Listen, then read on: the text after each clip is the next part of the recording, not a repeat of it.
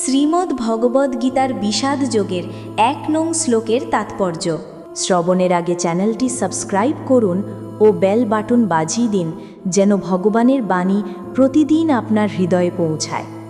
ভগবদ্গীতা হচ্ছে বহুজন পঠিত ভগবতত্ত্ব বিজ্ঞান, যার মর্ম গীতা মাহাত্ম্যে বর্ণিত হয়েছে। সেখানে বলা হয়েছে ভগবদ্গীতা পাঠ করতে হয় ভগবতত্ত্বদর্শী কৃষ্ণ ভক্তের তত্ত্বাবধানে।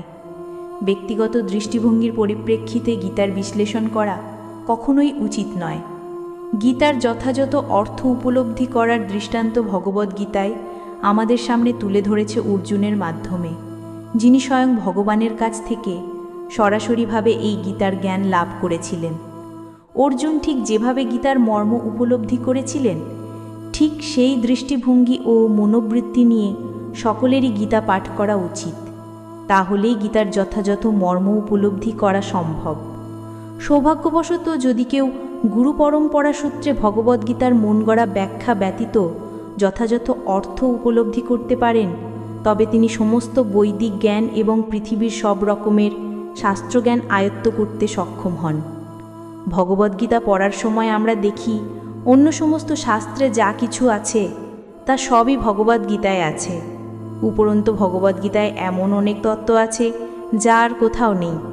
এটি হচ্ছে গীতার মাহাত্ম্য, এবং এই জন্যই গীতাকে সর্বশ্রেষ্ঠ শাস্ত্র বলে অভিহিত করা হয়।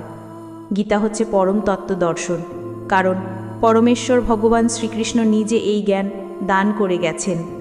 মহাভারতে বর্ণিত ধৃতরাষ্ট্র ও সঞ্জয়ের আলোচনার বিষয়বস্তু হচ্ছে ভগবদ্গীতার মহৎ তত্ত্ব দর্শনের মূল উপাদান।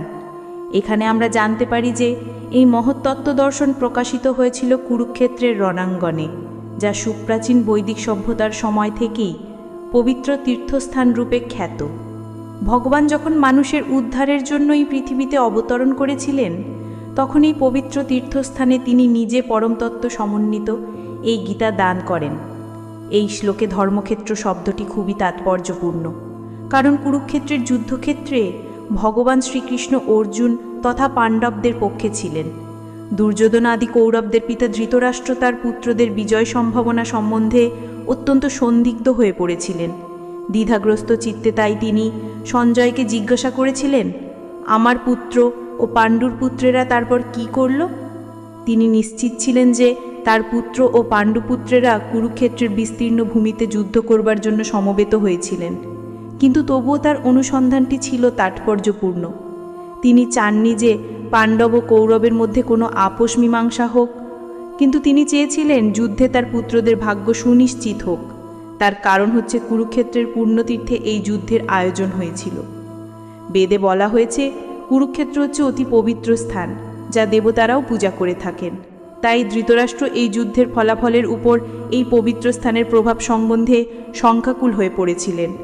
তিনি খুব ভালোভাবেই জানতেন যে অর্জুন এবং পাণ্ডুর অন্যান্য পুত্রদের উপর এই পবিত্র স্থানের মঙ্গলময় প্রভাব সঞ্চারিত হবে, কারণ তারা সকলেই ছিলেন অত্যন্ত ধর্মপরায়ণ। সঞ্জয় ছিলেন ব্যাসদেবের শিষ্য, তাই ব্যাসদেবের আশীর্বাদে তিনি দিব্যচক্ষু প্রাপ্ত হন, যার ফলে তিনি ঘরে বসেও কুরুক্ষেত্রের সমস্ত ঘটনা দেখতে পাচ্ছিলেন। তাই ধৃতরাষ্ট্র তাকে যুদ্ধক্ষেত্রের পরিস্থিতি সম্পর্কে জিজ্ঞাসা করেন। পাণ্ডবেরা এবং ধৃতরাষ্ট্রের পুত্রেরা ছিলেন একই বংশজাত, কিন্তু ধৃতরাষ্ট্রের মনোভাব এখানে প্রকাশ পেয়েছে। তিনি কেবল তার পুত্রদেরই কৌরব বলে গণ্য করে পাণ্ডুর পুত্রদের বংশগত উত্তরাধিকার থেকে বঞ্চিত করেছেন। এভাবে ভ্রাতুষ্পুত্র বা পাণ্ডুর পুত্রদের সঙ্গে সম্পর্কের মাধ্যমে ধৃতরাষ্ট্রের বিশেষ দৃষ্টিভঙ্গি হৃদয়ঙ্গম করা যায়। ধান খেতে যেমন আগাছাগুলি তুলে ফেলে দেওয়া হয়, তেমনি ভগবদ্গীতার সূচনা থেকেই আমরা দেখতে পাচ্ছি যে কুরুক্ষেত্রের রণাঙ্গনে ধর্মের প্রবর্তক ভগবান স্বয়ং উপস্থিত থেকে ধৃতরাষ্ট্রের পাপিষ্ঠ পুত্রদের সমূলে উৎপাটিত করে ধার্মিক যুধিষ্ঠিরের নেতৃত্বে ধর্মপরায়ণ মহাত্মাদের পুনঃপ্রতিষ্ঠা করবার আয়োজন করেছেন। বৈদিক এবং ঐতিহাসিক গুরুত্ব ছাড়াও সমগ্র গীতার তত্ত্বদর্শনের পরিপ্রেক্ষিতে ধর্মক্ষেত্র ও কুরুক্ষেত্র এই শব্দ দুটি ব্যবহারে তাৎপর্য বুঝতে পারা যায়।